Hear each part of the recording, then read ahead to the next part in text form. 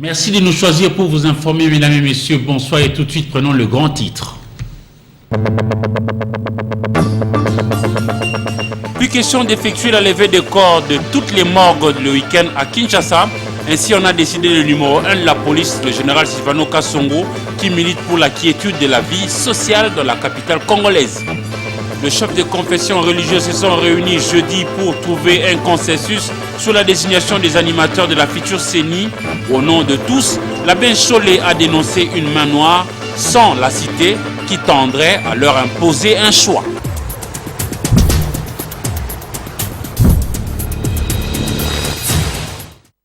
Encore une fois, bonsoir messieurs, dames. Désignation des animateurs de la centrale électorale, le président du Sénat, Bahati Lukwebo Modeste, et le représentant ou la représentante spéciale du secrétaire général des Nations Unies sont tous unanimes pour un large consensus afin d'éviter des contestations et même prévenir les chaos issus des élections à venir en République démocratique du Congo.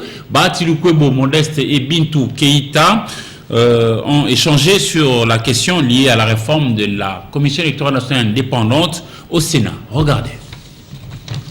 La loi organique sur la CENI, les réformes qu'elle entraîne et le choix des nouveaux animateurs en perspective ont fait l'objet d'un tour d'horizon entre Bintou Keïta, représentante du secrétaire général des Nations Unies, et le président du Sénat, Modeste Bahati Lukwebo. Au cours de cette entrevue, Modeste Bahati Lukwebo et Bintou Keïta étaient unanimes pour un grand consensus dans la désignation des animateurs de la centrale électorale pour éviter les contestations et le chaos à l'issue des élections à venir. La chef de la MONUSCO a émis le vœu de voir les composantes tenir compte de la représentativité de la femme au sein de la CENI. Nous avons insisté sur les priorités qui étaient à l'époque, celle de débuter le processus des réformes, et notamment la réforme électorale a été au cœur de notre discussion. Mais surtout, ce qui est important, c'est que nous avons promis que nous ne laisserons plus passer plusieurs mois avant de nous revoir de nouveau et d'avoir des consultations fréquentes et beaucoup plus régulières. Désigné gouverneur intérimaire il y a quelques mois, Abibou Sakapela est venu solliciter les conseils auprès de Modeste Bahati Lukwebo pour le développement de sa province. Nous sommes venus échanger avec le président du Sénat et pour solliciter son accompagnement et par rapport à un certain nombre de problèmes auxquels nous sommes confrontés. Et je pense qu'il nous a rassurés de son accompagnement et aussi de transmettre à qui de droit certaines recommandations dont nous avons besoin pour la bonne marche de la province de la Tchopo. Une autre délégation reçue par le professeur Modeste Bahati Lukwebo, c'est celle conduite par le sénateur Miruo Stéphane, le rapporteur du caucus des sénateurs du Sud Kivu. Composé des 2 députés provinciaux, de la ministre provinciale de l'Éducation et des représentants des syndicats du secteur de l'enseignement du Sud Kivu. La délégation est venue solliciter l'implication du président de la Chambre haute du Parlement en vue de trouver des solutions aux différents problèmes auxquels font face le secteur de l'enseignement dans cette partie de la République démocratique du Congo. Le président de la Chambre haute du Parlement, qui fait du développement et de l'amélioration des conditions de vie des provinces son cheval de bataille, a promis tout son soutien à ses hôtes. Préparatifs des élections toujours en République démocratique du Congo, les chefs de confession religieuse doivent se mettre d'accord sur le prochain président de la Commission électorale nationale indépendante CENI. Ce vendredi, donc aujourd'hui, ils ont eu une séance qu'ils ont appelée assemblée plénière pour trouver un large consensus sur la désignation du successeur de Nanga Yobelu. Regardez. Les processus électoraux est en marche en République démocratique du Congo. C'est vendredi 23 juillet 2021, le chef de confession religieuse ont eu une séance de travail en vue de désigner le futur président de la Commission électorale nationale indépendante. Entre-temps, les hommes d'église fustigent les menaces et pressions dont ils font face. Au moment où nous nous engageons à procéder à la désignation des non-candidats à la CENI, permettez-nous de dénoncer des pressions, des intimidations et des menaces de toutes sortes dont sont victimes certains membres de la plateforme pour nous empêcher à faire librement notre travail. Cette façon de faire est un manque de respect envers les chefs des confessions religieuses et un abus de pouvoir. Par conséquent, nous mettons en garde toutes ces personnalités déjà identifiées si jamais un malheur arrivait à l'un de nous dans ces contextes. Il sollicite que le processus soit apaisé pour avoir de bonnes élections. Nous réaffirmons notre détermination à ne pas céder à toute tentative de perturbation du présent processus électoral qui doit obligatoirement inaugurer une nouvelle ère des élections mieux organisées pour l'alternance démocratique en 2023. Chaque confession religieuse va déposer le nom de leur candidat ce lundi. À ce stade, les candidatures sont encore entre les mains des confessions religieuses qui vont le mettre au secrétariat lundi. Ce qui est important, c'est qu'à partir de lundi, quand le secrétariat technique va recevoir ces candidatures ou ces candidatures, elles n'appartiendront plus aux confessions religieuses. Ça sera maintenant, à chaque confession religieuse, ça sera maintenant des candidatures de la plateforme de confession religieuse. Ces travaux se sont déroulés en présence du président et vice-président de la plateforme confession religieuse, à savoir Monseigneur Marcel Outembi, président de la SENCO, et le révérend André Bokundu Abolikabé, président national de l'ECC. Et vous avez reconnu là la voix de Sylvie Fortuné Mboula. Et non loin du centre interdiocésain à la Gombe, nous nous rendons au niveau du fleuve Congo, hôtel où le président de la République, Félix-Antoine Tshisekedi Tshilombo, venait de clôturer le séminaire d'un membre du gouvernement Sama Lukonde Jean-Michel, séminaire axé sur la nécessité d'honorer les différentes promesses faites par le chef de l'État congolais. Le cheminement des travaux a été supervisé justement par lui-même, le chef du gouvernement, Jean-Michel Sama Lukonde Kenge, pour lequel nous vous proposons ces images avec James Katongwa.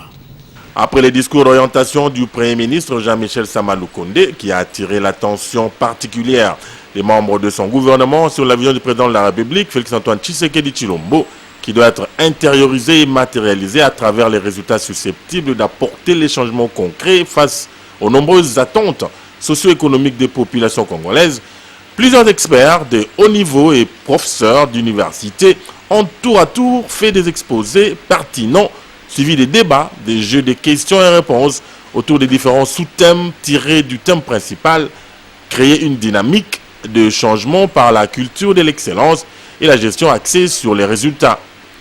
Organisé par le Secrétariat national pour le renforcement des capacités, SENAREC, ce séminaire de 3 jours a été lancé par le président de la République, Félix-Antoine Tshisekedi. Ce séminaire de renforcement des capacités des membres du gouvernement est une opportunité d'affirmer l'importance de l'évaluation des actions prises pour s'assurer de leur mise en œuvre effective et de leur impact sur les populations. Organisé sous différents modules et thématiques, ce séminaire vise à susciter des échanges fructueux. Ces travaux qui se sont ouverts le jeudi 22 juillet vont s'achever ce samedi 24 juillet 2021. Et nous l'avons dit, les travaux se sont clôturés aujourd'hui par lui-même le chef de l'État, Félix-Antoine Tshisekedi Tshilombo. Désormais, il est interdit de procéder à la levée de corps à la morgue le week-end à Kinshasa, mégapole peuplée de près de 13 millions d'habitants, si pas plus. L'idée est celle de limiter le nombre exagéré de personnes aux cérémonies funéraires et surtout lutter contre la propagation du coronavirus à Kinshasa. Le général Sylvanou Kasongo a expliqué les bien fondés de cette décision. Patrick Mpezo. Devant ce que l'on peut qualifier d'insouciance de certains Kinois face à la propagation de la pandémie du coronavirus, notamment lors des obsèques, le commandant de la ville, le commissaire divisionnaire adjoint Silvano Kassongo, s'est vu dans l'obligation d'agir avant que le pire n'arrive. Le commissaire provincial de la police a réuni le vendredi 23 juillet 2021 les médecins directeurs des hôpitaux et responsables des morgues de Kinshasa. Pour faire respecter la décision du gouverneur de la ville limitant le nombre de personnes devant accompagner la dépouille à 50, la police a pris une mesure plutôt salvatrice pour la capitale. Qu'à chaque morgue, qu'il y ait un horaire qui sera communiqué au commandant urbain pour que la police puisse prendre des dispositions et travailler ensemble avec les responsables et que les gens puissent respecter les gestes barrières, c'est-à-dire le lavage des mains comme ils ont dit, la prise de température, et la distanciation, le port obligatoire des masques. En plus de cela, nous avons vu qu'il y a un gouvernement, il y a la pluie le vendredi et samedi. Alors on a décidé qu'on puisse privilégier les autres jours de la semaine, du lundi à jeudi, et que le vendredi et samedi, qu'il y ait minimum 5 corps par morgue. Parce qu'il faut éviter qu'il y ait beaucoup de gens. Quand il y a beaucoup de gens, il y a un attroupement, c'est à ce moment-là que la maladie se propage facilement. Ce sont ces mesures que nous avons prises ensemble avec les responsables et les médecins directeurs des différents hôpitaux de la ville de Kinshasa. C'est pour endiguer la pandémie parce que la situation est encore préoccupante. Le coronavirus est réel à Kinshasa. Le décès des proches ne doivent pas être une occasion pour propager la maladie. Il faut respecter ces mesures-là pour limiter le nombre de contaminations, donc le nombre de morts. Or, quand les gens viennent à la morgue, souvent pris dans les émotions, ils oublient tout ça. Ils ne portent pas de masque, ils viennent trop nombreux, ils ne respectent pas la distanciation. Et nous sommes sûrs que c'est là que beaucoup de gens se contaminent et vont en plus contaminer les autres. Le général, le commandant du commissariat provincial de la police ville-province de Kinshasa a regardé les choses et accepte de s'assumer pour que la police accompagne les morgues pour faire respecter ces mesures barrières contre la pandémie à Covid-19. Ce n'est pas le fait d'aller à la morgue que vous êtes compatissant. Non, si vous savez, on a interdit le veillée mortuaire, mais les gens font ça en catimini. S'il y a un deuil, cotisez l'argent, le minimum de gens vont enterrer, c'est tout. Il ne faudrait pas créer un autre problème alors que vous en avez déjà un. Cette mesure prise par la police vient booster les efforts dans la lutte contre le coronavirus, comme l'avait souhaité le président de la République Félix Tshisekedi dans son adresse à la nation faite depuis Goma le 15 juin dernier. Cet accroissement rapide des cas. Et justement, toujours dans le chapitre lutte contre le coronavirus en RDC, dans le but de sensibiliser la population au respect de mesures barrières, notamment le port obligatoire de masques, les éléments de la police nationale sont dans nos différentes rues visibles, et particulièrement dans certains coins. Nous sommes à Butembo, dans la province du Nord Kivu. Notre correspondante sur place dans cette partie de la République démocratique du Congo, Francine Moussoa, a accompagné les équipes choisies pour la sensibilisation sur le boulevard Nyamwisi d'un côté et sur le pont Gouseki de l'autre.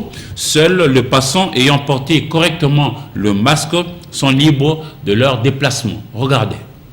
Ici, c'est sur le boulevard Nyamwisi menant vers l'aérodrome de Rwanda. Sur place, sont postés certains éléments de l'ordre qui sensibilisent les passants sur le port obligatoire des masques à cette période où des cas positifs au Covid-19 sont en augmentation dans la ville. La tendance est telle que la plupart des passants mettent leur masque. Cependant, Nadine qui se rend au marché Makassi ainsi que ses autres sont obligés de payer ici et cache-nez avant de poursuivre les routes. À quelques mètres de là, sur la rue qui mène vers l'évêché, précisément au pont du Kijeki, sont postés d'autres policiers pour la même fin.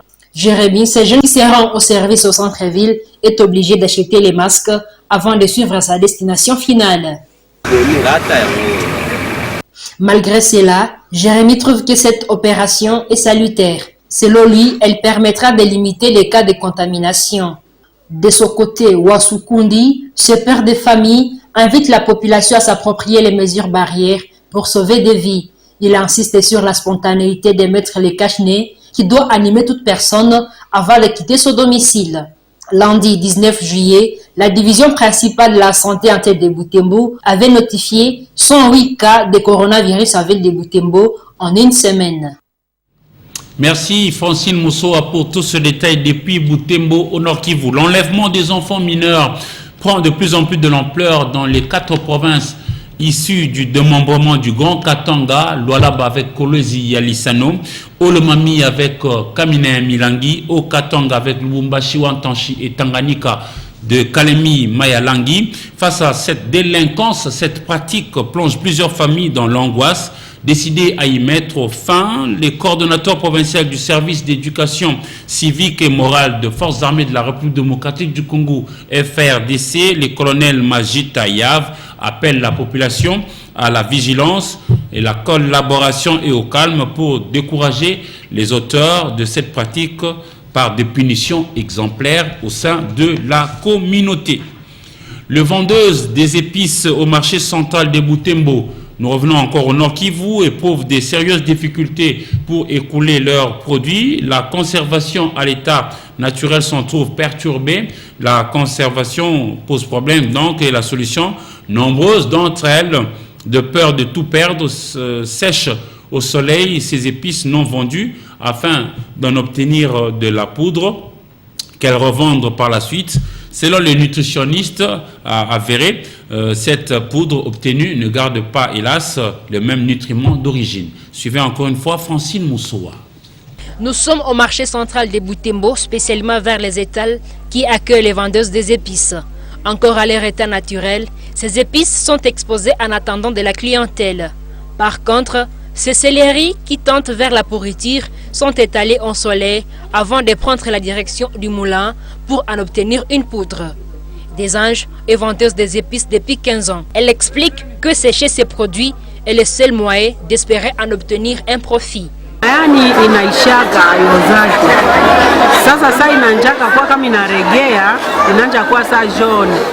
Lorsque ces ingrédients tendent à pourrir, ils jaunissent. Nous les étalons au soleil avant de les moudre. Pendant ce temps, ils perdent leur première qualité.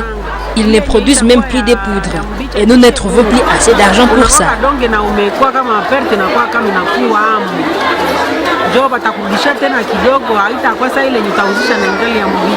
Ambu Kataliko, chargé d'encadrer les élèves en nutrition à l'Institut technique agricole et vétérinaire Itav Butembo, émet des réserves face à cette pratique.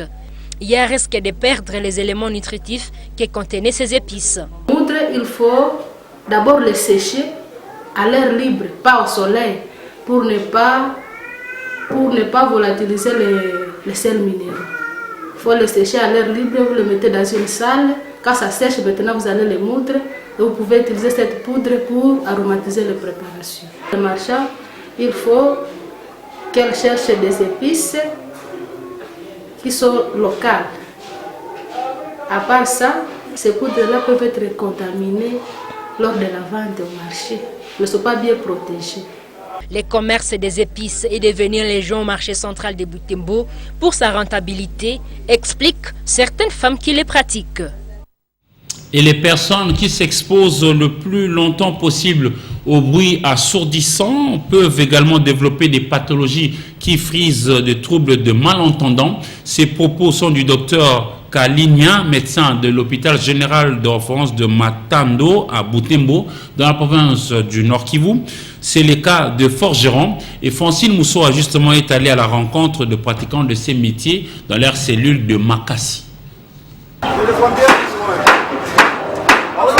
Ici, en cellule Makassi, fonctionne une forge à ciel ouvert. Ces forgerons battent des métaux et ne font que ça à longueur de journée. C'est pour fabriquer des casseroles, des braseros et d'autres objets moyennant des ferrailles. Freddy bat les fer depuis 10 ans. Personnellement, il ne subit aucune conséquence néfaste sur sa santé. Mais il raconte que certains de ses collègues ont de sérieux problèmes d'audition depuis qu'ils ont commencé à forger. Cela se fait sentir même dans les rencontres de travail. Les réunions ne finissent pas à temps car ses collègues reviennent sur des mêmes sujets, pourtant déjà débattus. Quand nous pouvons conserver dans un milieu calme, quelqu'un peut présenter un comportement bizarre car il est habitué à ces bruits. Certains aussi des retards dans l'écoute. Dans des réunions, nous revenons même à des sujets déjà rebattus. Indomari fait aussi de la forge depuis une année. Elle assiste son grand-père qui n'écoute plus depuis étant. À seulement une année, elle ne sait plus répondre au téléphone sans main libre. Nous avons un problème d'audition. Pour décrocher, je suis obligée de mettre un main libre pour écouter. Pour moi, c'est un risque dans mon travail comme il y en a pour d'autres. Dr Kalimanzanzou, médecin traitant à l'hôpital général de Matanda, conseille ses forgerons et tous ceux qui travaillent dans les milieux où il y a beaucoup de bruit de porter des casques pour se protéger, pour protéger leurs oreilles. Et pour ceux qui accusent déjà les problèmes, ils doivent se faire consulter par un médecin.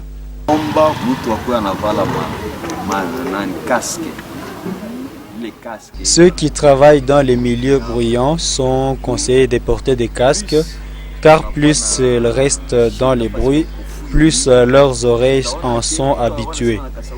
D'où pour leur parler, il faut crier.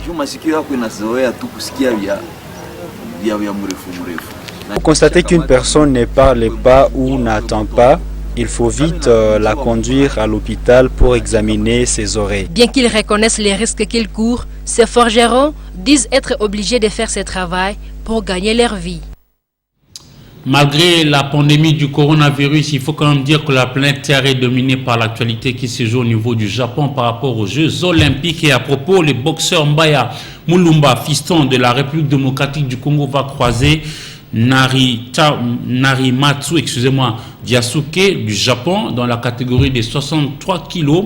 Le combat est prévu pour demain dimanche 25 juillet 2021 à 19h40 heure de Kinshasa, pendant que Marcela Sakombi, toujours de la République démocratique du Congo, a perdu son combat face à Peticio Netsi de Philippines. Le point fort de ces Jeux Olympiques avec Naïla Mbouchi. La boxeuse Marcela Sakombi de la République démocratique du Congo a perdu face à Petienko Nesti de la Philippine dans la catégorie plume féminin de 57 kg le samedi 24 juillet 2021 dans la salle Kokugikan de Tokyo. La Congolaise s'est battue bec-ongle devant Petienko Nesti qui est actuellement la numéro 7 mondiale de l'Association internationale de la boxe amateur AIBA. Il faut reconnaître au terme d'un combat parfait et une première participation aux Jeux Olympiques, elle a pu décrocher le coup net et le net aussi dans le combat des Jeux Olympiques. Marcela Sakombi va subir une défaite l'arme à la main en défendant bec-ongle la RDC. La défaite a été constatée par décision unanime dans les 3 tours pour obtenir facilement le feu vert des 5 juges arbitres. Les résultats se présentent comme suit. 27-30, 27-30, 28-29, 27-30, 28-30, soit 5-0 en faveur de Nesti de la Philippine. Marcela Sakombi se concentre maintenant pour la suite de sa carrière dans les noblards. Chapeau l'artiste. En dehors de nos frontières, sachez qu'au Madagascar, le pays fait face à une famine sans précédent. Vous le verrez en image, tout un village, par exemple, n'ayant plus rien à mettre sous la dent, crie à la faim pour susciter de la solidarité et de l'aide de la part des autres. Regardez. Victime de la sécheresse, Madagascar crie famine. Dans le sud de l'île, plus d'1 million d'habitants ont besoin d'une aide humanitaire d'urgence. Plusieurs familles sont déjà endeuillées. Mes enfants pleurent. Ils pleurent tellement, de tout leur cœur, de toute leur force. Lui s'est déjà évanoui à force de pleurer. Ce hameau désert est l'un de ceux connus des travailleurs humanitaires sous le nom du village des zombies, n'abritant que quelques habitants qui semblent attendre la mort. 5 enfants et 3 femmes sont morts. Je l'ai vu de mes propres yeux. Ils sont morts de faim. Après des années avec peu de pluie et des tempêtes de sable, l'agriculture sur ces terres est impossible. Ici, à Ambovombe, la ville est débordée par l'afflux de centaines d'affamés, livrés à eux-mêmes depuis des mois. On les coupe comme ça, mais c'est presque impossible car c'est dur comme du bois. Tu penses qu'on va jeter ça? Une fois bouilli, on va le manger tout de suite. On a trop faim. Le président malgache a annoncé une série de grands projets de développement pour la région, victime de sécheresse chronique. Il veut absolument que dans 18 mois, ces projets soient un réel impact pour cette population. Donc bien évidemment, on parle de routes, il faut tenir compte des délais de construction de routes. On parle de pipeline qui va démarrer. Alors ça, effectivement, c'est un gros projet donc, qui démarrera en janvier. Le pays est le premier au monde à connaître de telles conditions en raison du changement climatique.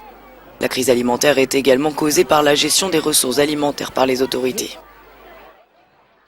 Et c'est plutôt dans une ambiance très tendue que l'Haïti a enterré Jovenel Moïse, le président assassiné dans la nuit du 7 juillet 2021. Suivez.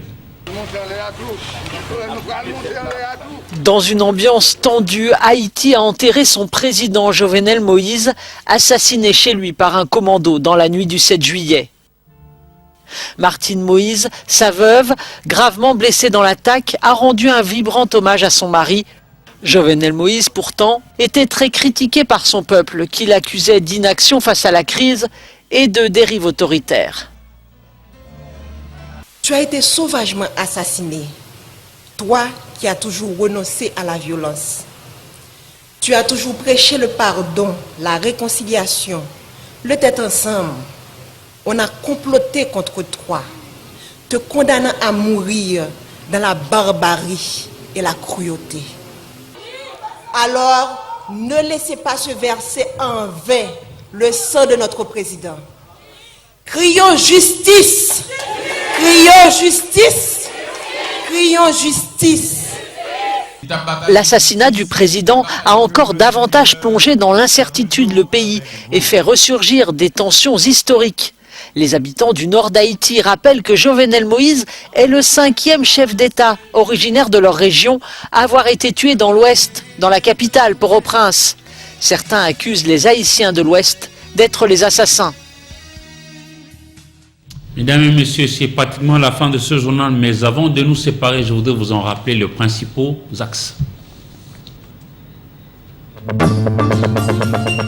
Plus question d'effectuer la levée des corps de toutes les morgues le week-end à Kinshasa.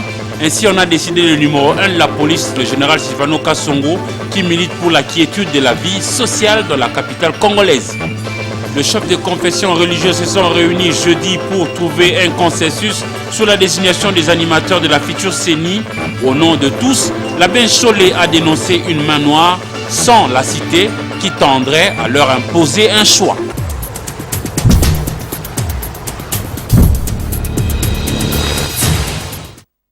Et alors, c'est ici que nous mettons un terme à ce journal. Mesdames et messieurs, merci à vous de l'avoir suivi et surtout bon week-end dans vos familles et au revoir.